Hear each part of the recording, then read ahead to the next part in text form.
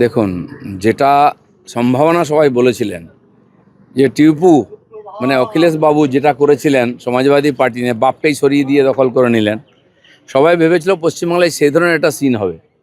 কিন্তু মহারাষ্ট্রের সিন দেখতে পেলাম, উত্তরপ্রদেশের সিন হলো না।